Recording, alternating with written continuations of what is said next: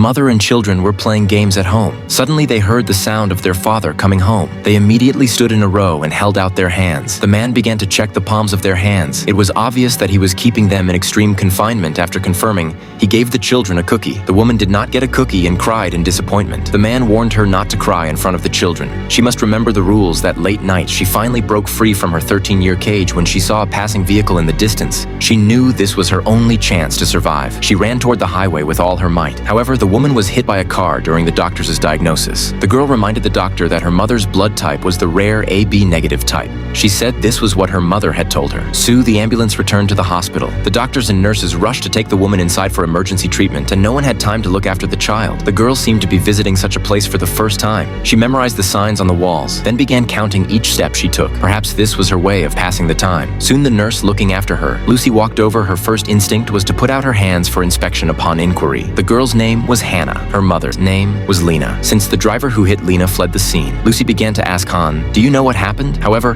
Hanna said the driver was not at fault. She described how the driver had been taking care of her mother, but fled just before the ambulance arrived. The reason she believed the driver was not at fault was because she thought her mother often made mistakes. Her mother was always clumsy, so it wasn't the driver's fault. She said her mother often made mistakes at home and sometimes fainted and hit her head on the table leg. "I was worried she might fall into the toilet, so I often accompanied her to the bathroom." At first, Lucy thought the child's thoughts were strange, but then the girl's words overturned her assumption.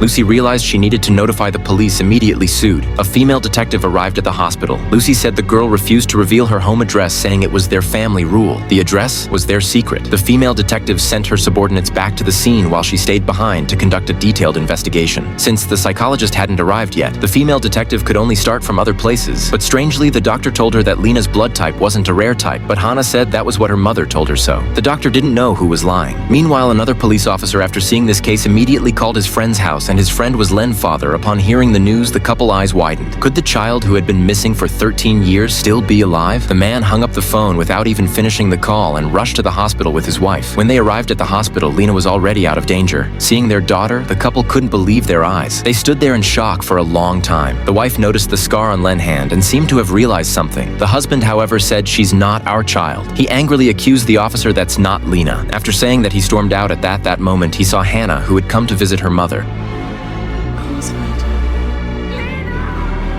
It seems that Lena went missing when she was Hanna's age. The couple's impression of the child was still stuck in Lena's childhood appearance.